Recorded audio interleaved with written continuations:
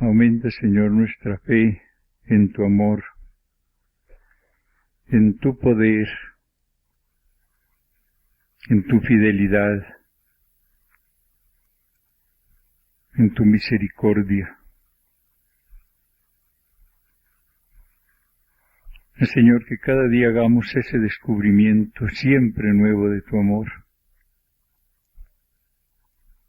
Ya, Señor, que con tu gracia, bajo la acción de tu Santo Espíritu, descubramos cada día nuevos tesoros en tu Eucaristía,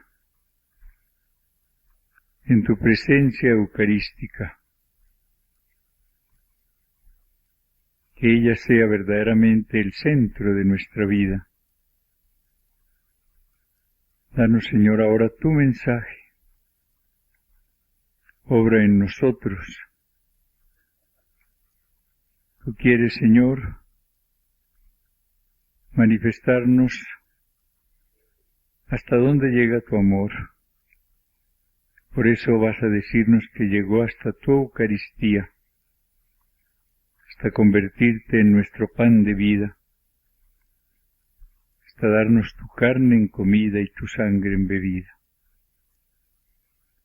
Gracias, Señor.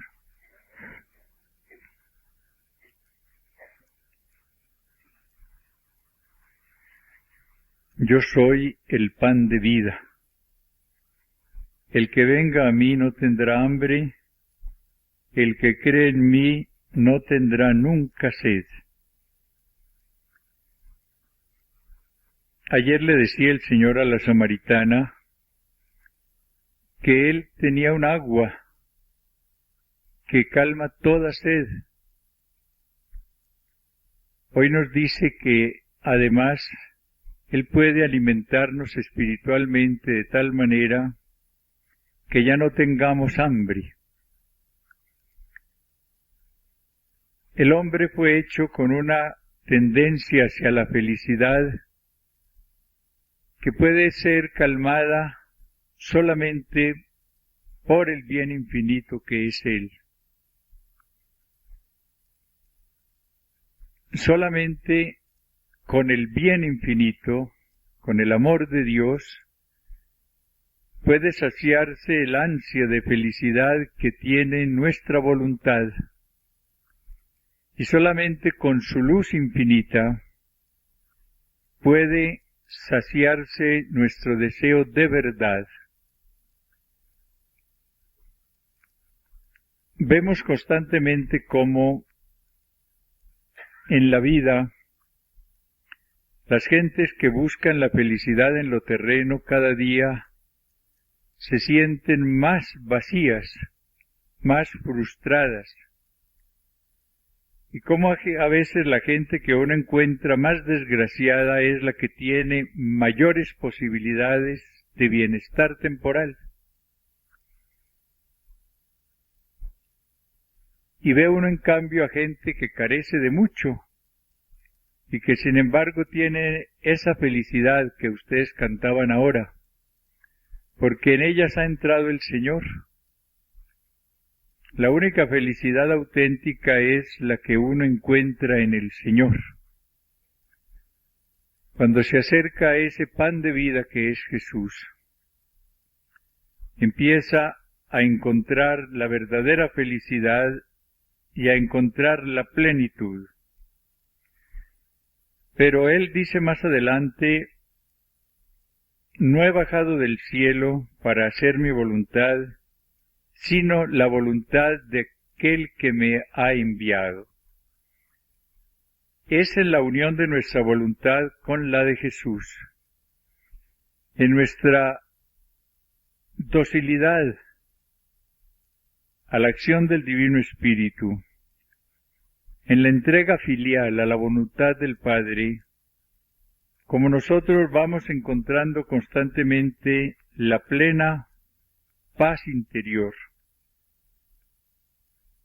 La paz interior plena no se consigue por el hecho de uno entregarse en un momento de entusiasmo al Señor. Se va adquiriendo y consolidando en la medida en que después de esa entrega al Señor, vamos realizando en nuestras vidas el plan de Dios. En la medida en que a lo largo de nuestra vida no estamos buscando lo nuestro, sino lo del Señor. Y en la medida en que no queremos hacer nuestra voluntad, sino la voluntad del Señor. Y damos la gracia de estar siempre a disposición del Señor. El no preferir este lugar a aquel otro. El no querer imponer nuestros criterios frente a tal apostolado o a tal otro. Ponernos en esas manos de alfarero. Ese capítulo creo que es el 19 de Jeremías. Es precioso, porque nos habla de esa docilidad a la acción del Señor, que quiere obrar siempre en nosotros, que quiere moldearnos de acuerdo con su plan divino, que quiere actuar siempre en nosotros de acuerdo con un plan maravilloso que conoceremos un día. No lo conoceremos ahora en la vida, pero sí lo conoceremos después. Ponernos como barro en las manos del alfarero divino, para que Él verdaderamente vaya haciendo la obra que tiene planeada para cada uno de nosotros. Lo único que deja paz es entregarse a la voluntad del Señor y no murmurar. Aquí en el versículo 41 leemos: los judíos murmuraban de él, porque había dicho: yo soy el pan que ha bajado del cielo. Jesús le respondió: no murmuréis entre vosotros. Una de las cosas que más nos perjudica en lo espiritual es murmurar contra las afirmaciones del Señor, murmurar contra las disposiciones del Señor, rebelarnos y comentar aún desfavorablemente lo que el Señor a través de los acontecimientos, a través de las personas, ha dispuesto para nosotros. No murmuréis entre vosotros. Es la norma que da Jesús aquí a los que lo escuchan y que es también para nosotros. Pero vuelve a insistir sobre el tema. Vuelve a hacer la misma afirmación en el versículo 48 que ya había hecho antes. Yo soy el pan de vida. Vuestros padres comieron el maná en el desierto y murieron. Este es el pan que baja del cielo para que lo coman y no mueran. Yo soy el pan vivo bajado del cielo. Si uno come de este pan, vivirá para siempre. El pan que yo le voy a dar es mi carne por la vida del mundo. En verdad os digo, si no coméis la carne del Hijo del Hombre y no bebéis su sangre, no tenéis vida en vosotros. El que come mi carne y bebe mi sangre tiene vida eterna, y yo le resucitaré el último día. El que come mi carne y bebe mi sangre permanece en mí y yo en él. El que coma este pan vivirá para siempre. Estamos aquí frente a esa realidad verdaderamente admirable que nunca podremos comprender de la manera inventada por el amor de Dios para poder comunicarse a nuestras vidas de la manera más perfecta, más plena, más profunda en lo posible. San Juan dirá más tarde, habiendo amado a los suyos que estaban en el mundo, los amó hasta el fin del amor, hasta el exceso, hasta el extremo del amor. Y esa manera de demostrar su amor hasta el exceso es su donación como pan de vida en la Eucaristía. El darnos su carne en comida y su sangre en bebida. Ya sabemos que no puede haber una unión más íntima que la del alimento con la persona alimentada. El alimento llega a convertirse en parte de la persona. Ese alimento llega al ser y se convierte en parte de ese ser.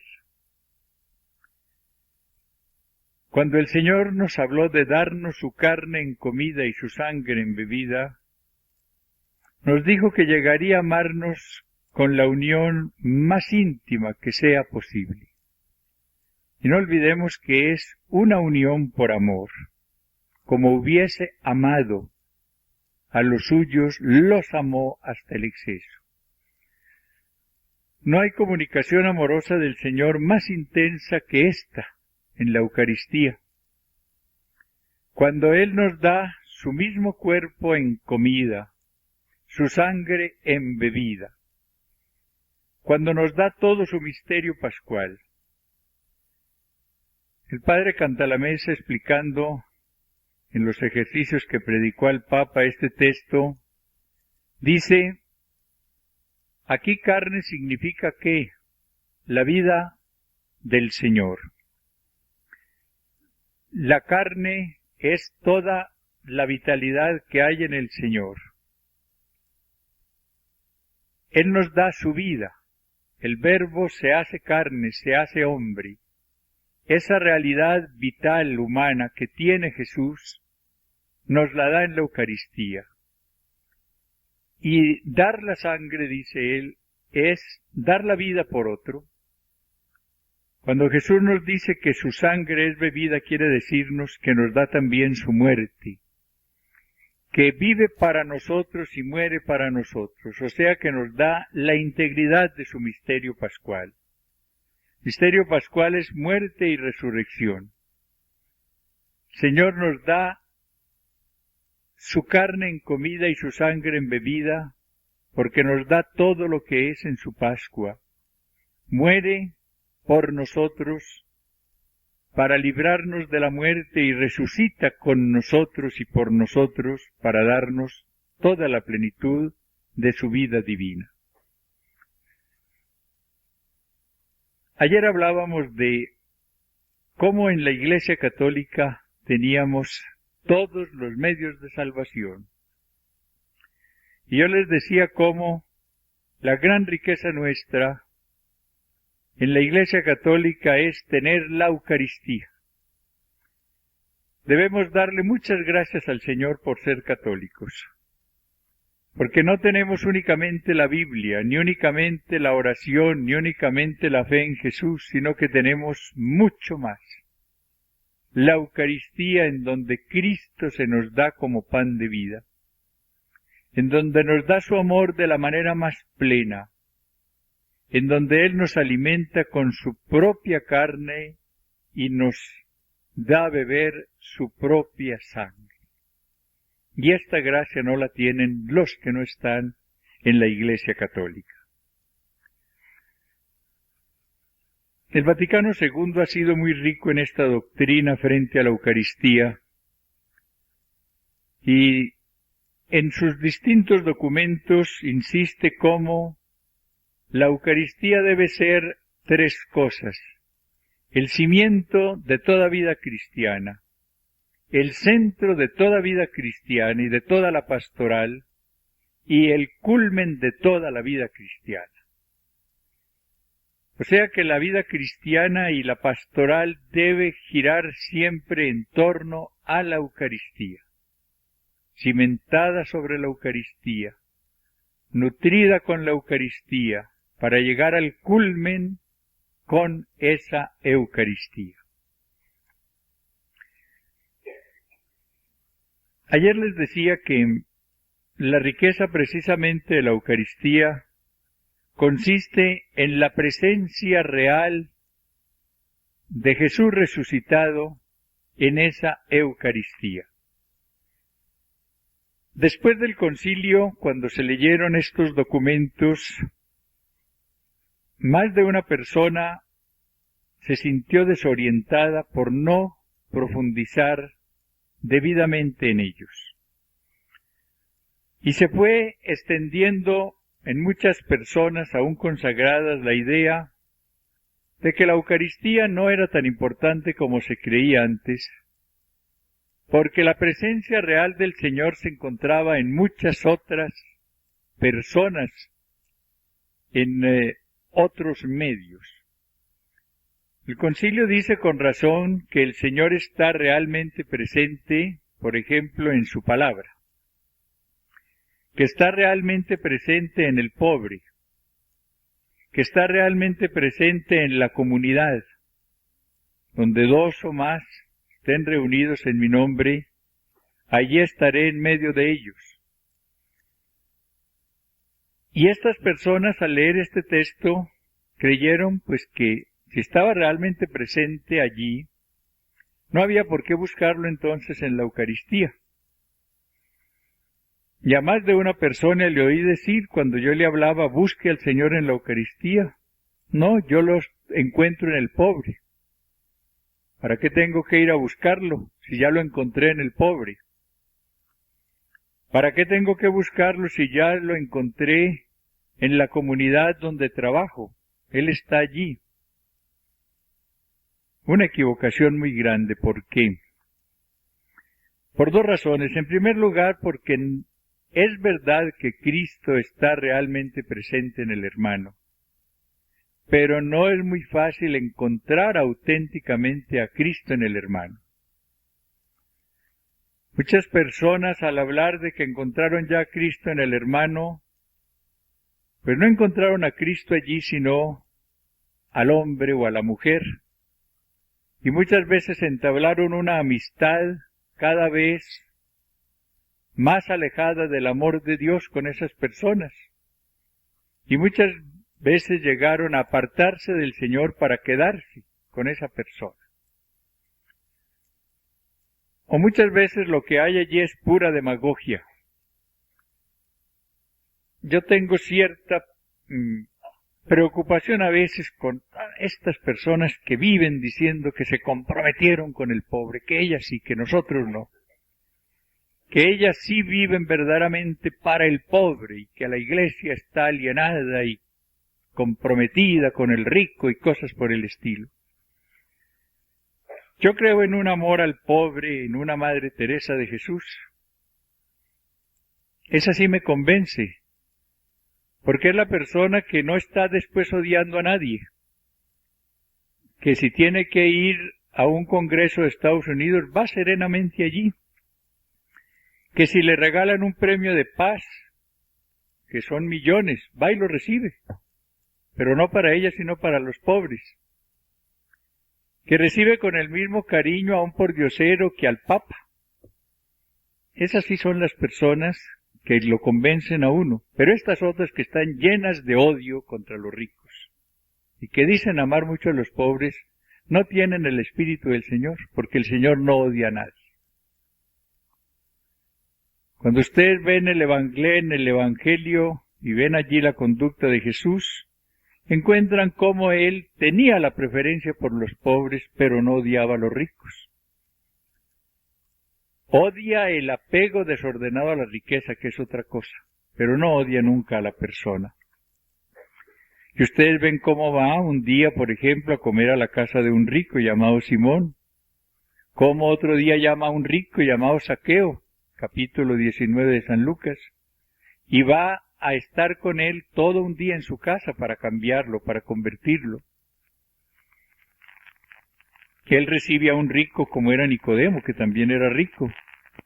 Él lo que busca es cambiar el desorden que hay en la persona. No se dejen desorientar diciendo que hay que amar al pobre odiando al rico. Esa no es la visión de la Iglesia ni del Evangelio. Hay que tener preferencia por el pobre, sí, el Señor la tuvo, pero sin despreciar a nadie.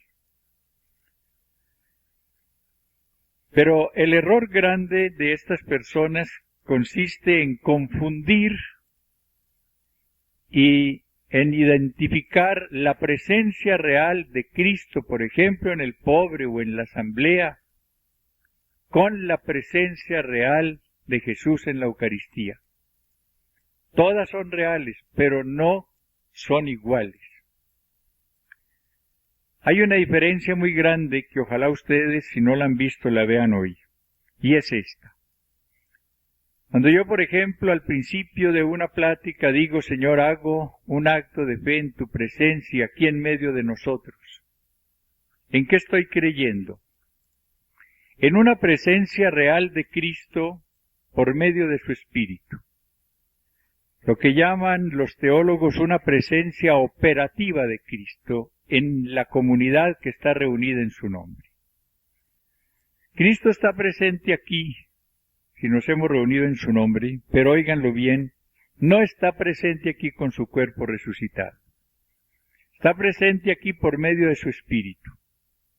Y está obrando aquí por medio de su Espíritu. Realmente presente por su Espíritu. Y actuando realmente por medio de su Espíritu. Pero yo salgo de este salón y voy y me postro a los pies del sagrario y hago un acto de fe en la presencia real de Jesús. Sé que es distinta. Allí Él está con su cuerpo resucitado.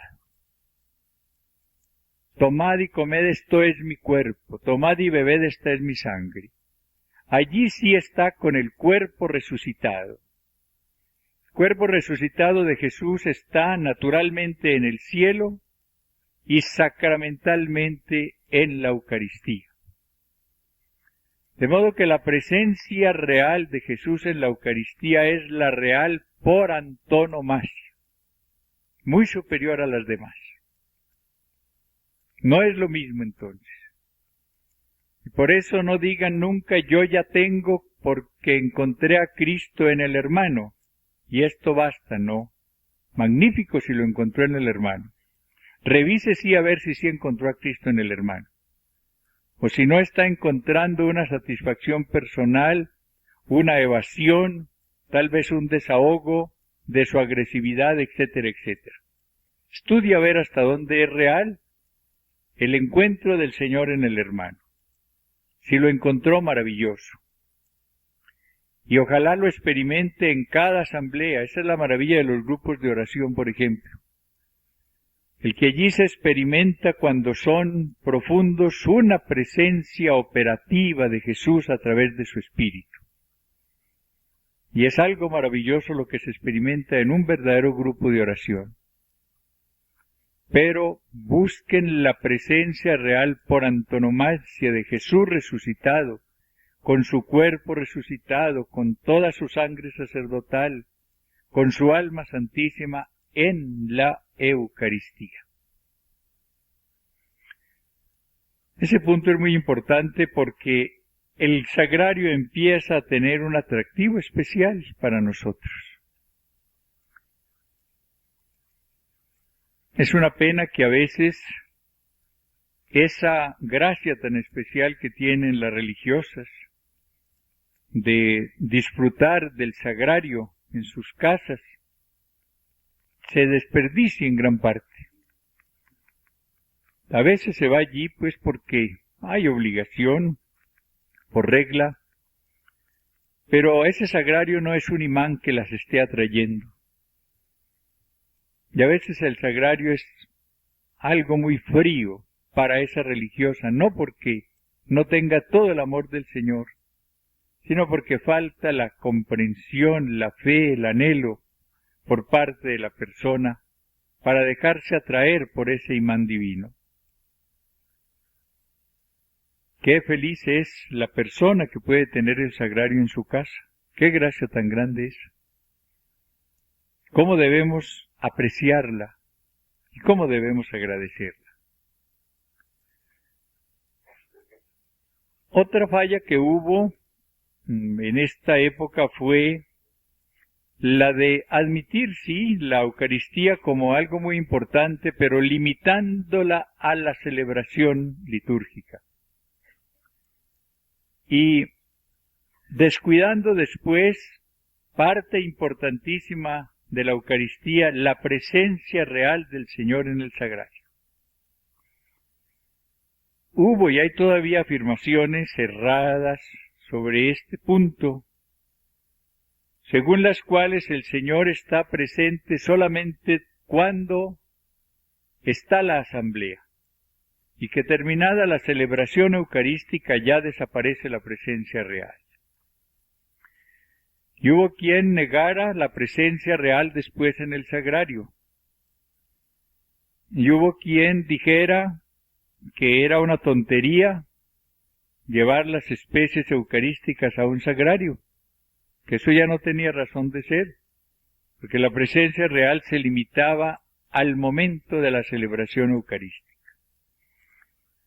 Juan Pablo II ha hablado muy claro sobre ese punto, y la Iglesia en distintos documentos, y Pablo VI también en esa maravillosa encíclica Mysterium Fidei sobre la Eucaristía. Hay que, dice el Papa, tener esos dos aspectos muy presentes. La presencia del Señor en la Eucaristía, cuando nosotros tenemos la gracia de las gracias de podernos insertar en su Pascua y poderlo recibir como comida, como pan de vida. Pero después dice hay que darle importancia al culto eucarístico que debe prolongarse, que va a suceder a la celebración eucarística. Un culto que va a ser el reconocer la presencia real del Señor en el sagrario y darle nuestros homenajes de adoración, de amor, a lo largo del día. Esa es la visión completa de la Eucaristía. Y no quedarse la persona solamente con la celebración eucarística. Participar después del amor del Señor en el sagrario. Ojalá ustedes en este retiro, cuando deben revisar muchas cosas, revisen cuáles son sus relaciones con la Eucaristía y qué papel desempeña la Eucaristía en sus vidas y qué papel desempeña la Eucaristía en su pastoral. Si la pastoral que hacen tiene una fidelidad, procurar el encuentro del hombre con Jesús en la Eucaristía. Si ustedes están inculcando, por ejemplo, en las alumnas el valor de la Eucaristía como presencia del amor del Señor, para que estas personas cuando salgan del colegio no digan ya no vuelvo a oír misas porque ya oí muchas. Es doloroso ver cómo personas que se han formado con religiosas y con sacerdotes que han estudiado allí toda la secundaria, lo primero que hacen al terminar es olvidarse ya de la Eucaristía. ¿Por qué? Porque no tuvieron una visión profunda de lo que era la Eucaristía. Porque no fueron conducidas a ese sagrario como al gran lugar del encuentro personal con el Señor. Porque no se les dijo en una palabra que Jesús es el pan de vida. El que come mi carne y bebe mi sangre tiene vida eterna y yo le resucitaré en el último día. La maravilla del cristiano es que puede esperar la resurrección corporal. No va a terminar todo con la muerte ni mucho menos. Después vendrá la resurrección y la resurrección es obra del Espíritu, pero como fruto de la Eucaristía. Es algo maravilloso. Y por eso nuestro cuerpo será resucitado por el Espíritu. Aquel, dice San Pablo, que resucitó a Jesús de entre los muertos, resucitará también nuestros cuerpos mortales. ¿Cómo vale la pena entonces crucificar este cuerpo que ha de resucitar para el Señor? ¿Cómo vale la pena negarle satisfacciones pecaminosas? Porque es un cuerpo que se ha entregado al Señor, que se nutre con el pan de vida y que va a ser resucitado por el Señor. ¿Cómo vale la pena entonces entregarle por amor el cuerpo al Señor por un voto de castidad consagrada? Cuando se tiene esta visión, la castidad consagrada no se convierte en una carga que se arrastra con dificultad y que se lamenta, sino al contrario, se disfruta de la gran oportunidad de hacerle al Señor una entrega maravillosa. Nuestro cuerpo con todas sus fuerzas, nuestro cuerpo con toda su riqueza, con todas sus posibilidades, entregado como un don. No se trata de sublimar la castidad, ni se trata de ir a mirar, por ejemplo, en la vida matrimonial algo inconveniente, no, se trata de ver toda la grandeza de nuestro cuerpo para entregárselo como oblación al Señor. Esa es la visión cristiana, entregar algo maravilloso al Señor, hacerle un regalo repetido todos los días al Señor, valorar esa entrega al Señor. Y en nuestra pastoral tengamos como culmen la Eucaristía, busquemos que las personas encuentren la Eucaristía, que centren en la Eucaristía sus vidas. En la Eucaristía debemos insertarnos en la Pascua del Señor. ¿Qué es la Eucaristía? Es la muerte y la resurrección del Señor. Es darnos su vida y su muerte. En cada Eucaristía nosotros estamos invitados a morir con Cristo para resucitar con Cristo. En ese ofertorio nosotros vamos a unir al ofertorio de Cristo el nuestro personal. Nuestras vidas, nuestras penas, nuestras dificultades, nuestras actividades, todo lo insertamos en la muerte de Jesús. Y hay una muerte de nuevo al pecado renunciando a todo lo que no sea el Señor. Y hay una muerte renovando nuestra alianza con el Señor, para que en cada Eucaristía se dé después la participación en la resurrección de Cristo. La Pascua no es solo muerte, es también resurrección. Y si morimos con Cristo, resucitamos con Cristo, como lo dice San Pablo. Si en cada Eucaristía morimos con el Señor insertándonos en su muerte, resucitamos con Él, sobre todo en el momento de recibirlo como pan de vida. El Señor dice al final con pena, pero hay entre vosotros algunos que no creen. Porque Jesús sabía desde el principio quiénes eran los que no creían y quién era el que lo iba a entregar. Desde entonces muchos de sus discípulos se volvieron atrás y ya no andaban con él. Creer verdaderamente en la Eucaristía es una gracia muy grande. Es la gracia de las gracias.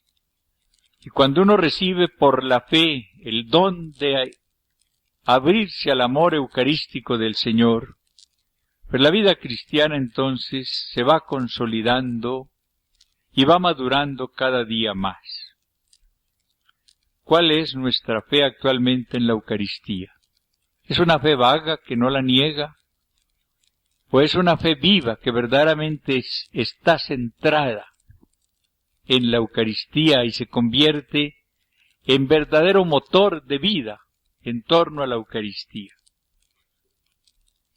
¿Cómo estamos correspondiendo a ese amor del Señor?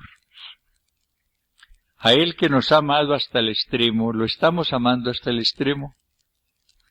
A Él que se nos da como pan de vida, le estamos entregando nuestras vidas. A Él que nos da su carne en comida y su sangre en bebida, le estamos entregando nuestra vida y le entregamos nuestra muerte. Él nos encuentra cuando viene a nosotros, o al venir a nosotros se queda solo porque estamos muy lejos de Él.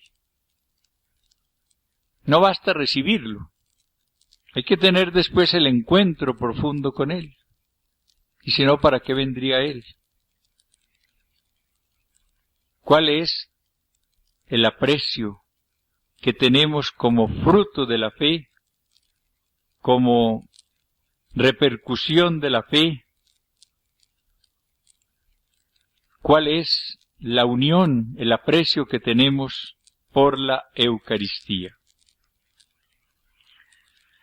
Señor, queremos darte muchas gracias por este misterio que hoy nos revelas, porque tú eres nuestra vida divina, porque tú nos la das en plenitud, porque en tu amor a nosotros has llegado a convertirte en comida y en bebida. Te pido, Señor, que aumentes nuestra fe en este gran misterio eucarístico, en la realidad de tu amor eucarístico, Señor. Que tú en la Eucaristía seas verdaderamente el centro de nuestras vidas. Que toda nuestra pastoral, Señor, tenga como centro tu Eucaristía. Que te encontremos, Señor, en esta Eucaristía y seamos profetas de tu amor eucarístico. Gracias por todo lo que nos das, Señor.